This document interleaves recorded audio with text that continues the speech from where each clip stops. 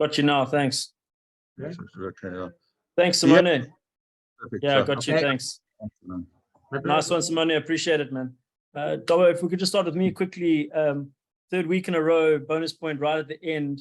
Can't do much for your heart, but you must be chuffed with the character.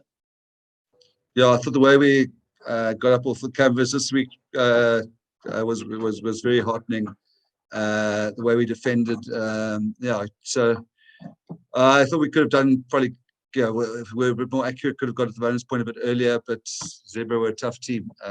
So we showed a lot of character. What was heartening for me about this game was we had a plan for the game, and we largely, I know it wasn't a great game to watch, and we didn't get much rhythm on attack or anything like that, but we had a really heavy defensive emphasis for this week as part of the progression of the team, not necessarily just for this game, and I thought we saw that strongly today. Yeah, to keep them to 2 tries of the way they've been playing as well. It's actually quite 100%. An achievement, isn't it? Yeah, exactly. Listen, the Zebre team is an unrecognizable team from last year. They're really tough. If you ask, there are a lot of sore bodies in our change room. They got 4 tries of 2 bonus points each out of Leinster and Sharks here. So they're a tough team, and so I think they're still going to beat a few teams this season. So yeah, happy with the outcome. Obviously, we know the process. Anybody watched the game, it wasn't perfect by any stretch. All right, great. Thanks. Leeton, you got your hand up. Go for it. Thanks, Mikey. Hi, Dobbo. Congrats, eh? Firstly, Dobbo, Sasha's performance. I mean, to throw in a young guy like that at 12, and have him kick in the first game overseas. Just what was his performance for you? And then, is there a plan for the future with him? Are you planning for the future?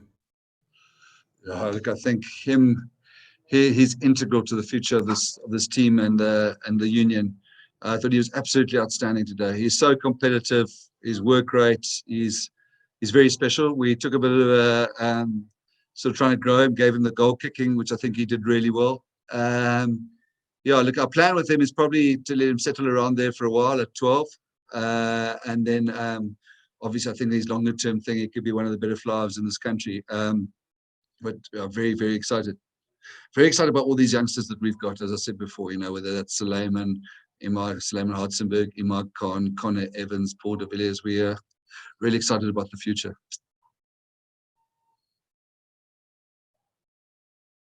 Okay, Mobeen is next. Go for it, Mobeen. Hi, good afternoon, Dobbo. First of all, congratulations on the victory. Dobbo, just the areas, the last 2 games, obviously, big emphasis was on the defense and obviously the penalties conceded. Today, you guys improved quite a lot in that, so you must be quite happy with those areas. And then, Dobbo, could you just tell us about the water breaks? I know we haven't asked you about that. What's your thoughts and your opinion on the water breaks? Because we've obviously seen Jake White speak about it and complain about the water breaks. So can I just ask, what is your thoughts so far on the water breaks? Thanks for the discipline. It was better. There were still one or two frustrating moments. But as regards to water breaks, look, it comes from the right place in that limiting that sort of swarming of 10 people on every time there's an injury. So from that point of view, I just think that the timing and the mandatory nature of it is probably contributing to the stop-start of the game. If the game's got flow, I don't think we should have it, or if it's in reasonably cool conditions. Today was very, very hot. It was very hot here. And I think, the water breaks were probably fair and necessary in this case. But I think maybe just the rigid nature of them in a cool game to stop the game when we've already had a TMO referral, that I think Jake might have a point there. But I say today, I think it would have been temperature-wise mandatory anyway, even in the old rules. And then my final question, Dobbo, it's obviously 3 wins on the trot now. Although you guys are not playing at your full potential, you must be really happy with the progress at least. Yeah, we've actually been reasonably disciplined in trying to fix things that we want to work on, things that we want to work on. And this week it was, largely around some things we were trying to do in defense, and that really came off. So, yeah, I mean, we'd like to be scoring more. We did against Connacht. We'd like to be scoring more sort of Stormers typical tries today.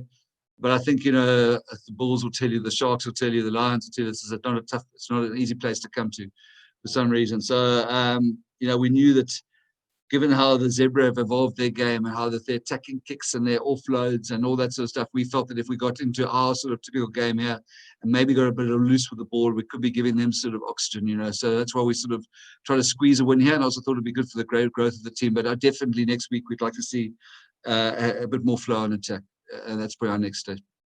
Well, thanks, Dobbo. Thanks, Babin. Nice one. Jan is next. Go for it, Jan. Thank you, Michael. John, just a follow up on Sasha. I mean, you've touched on the fact that you want to leave him at 12 for a little bit and evolve him into a 10. Given that you've got Mani at 10 and you've also got Damien around, is there a room for all three of them in the team as attacking, or how would you work with those three in the same starting 15?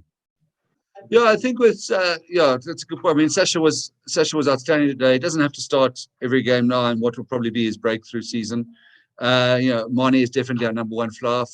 Damien probably, we have to decide between 12 and 15, depends how Clayton goes, depending what our injury situation is at centre.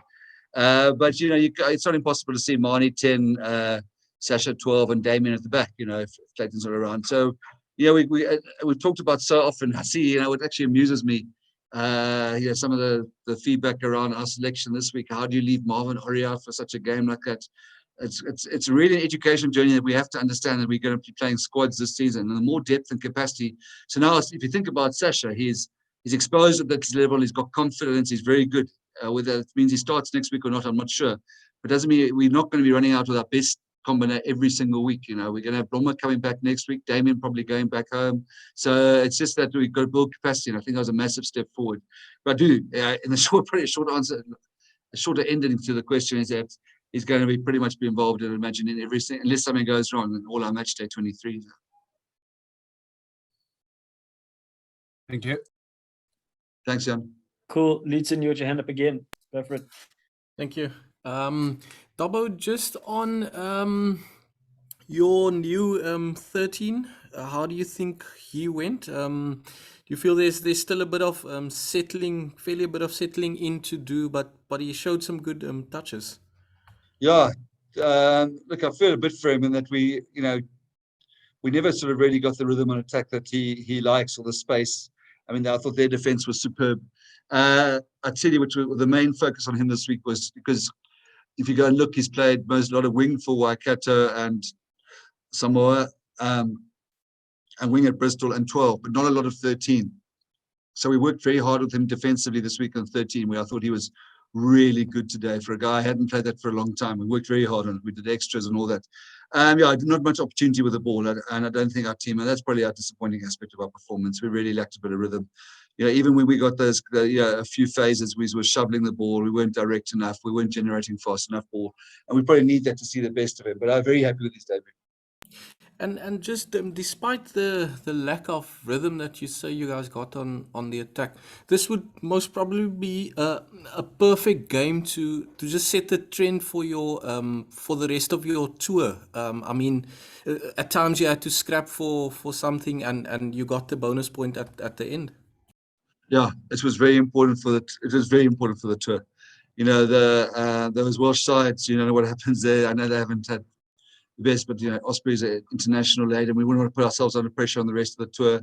And also, we knew how tough Zebre would be. So the guys we're happy. They feel the change room feels a bit quiet, but too quiet for my liking, because we did get 5 points, but maybe they got some pride in their performance.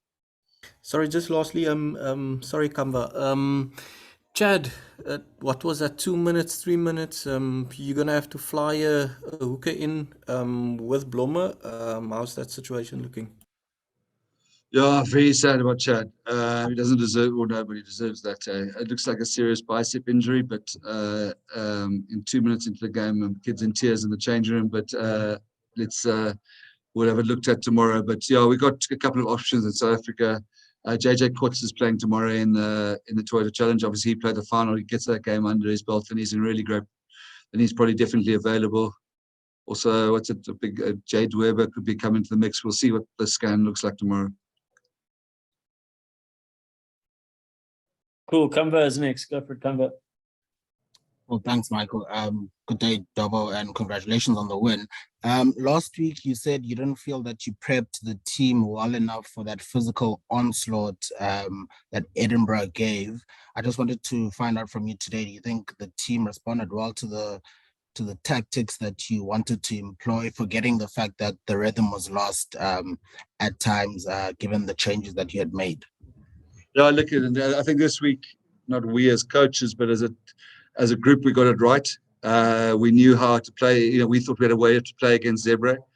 Unfortunately, it wasn't that pretty, but we responded with that defensive performance. I thought it was outstanding. We wanted to grow our defense. That was the way. I didn't think Edinburgh caught us a little bit by surprise in the scrum last week, and I thought this week we probably, of course, we would have liked to have attacked more better, even with the defensive end. But the thing is, when we turned over their ball, we didn't do anything. We turned over a lot of balls, so that was a bit disappointing. But in terms of the focus, I think we got it right. Cool, guys. We've got Jan again, and then Thanks. Adnan. We're going to have to leave it there, okay? Right, Jan, go for it.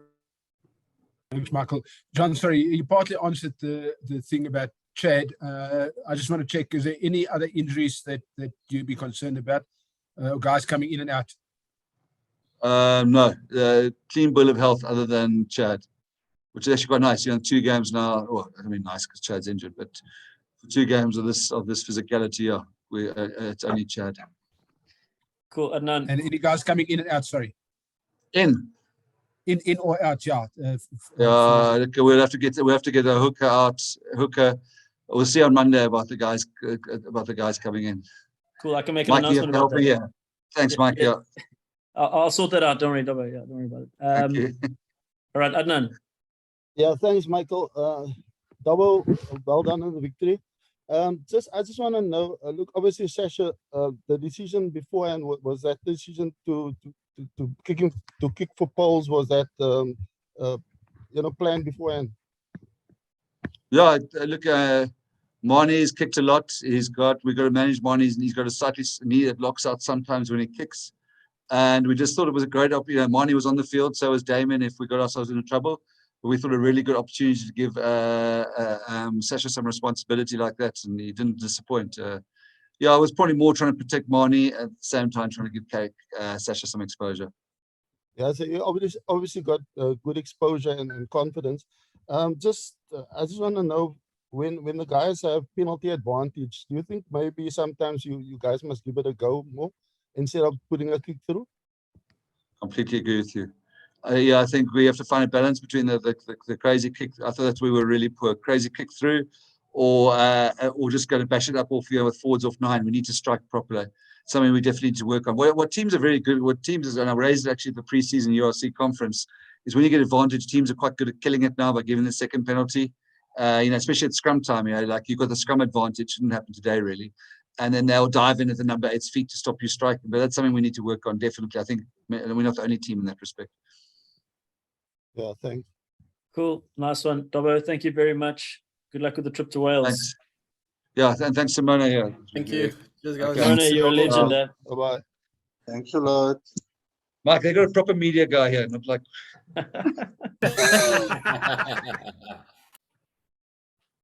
Cheers, Michael. Good luck for the next half of the season. Thanks, mate. All the best to you too. Thank you. Cheers. Thank you.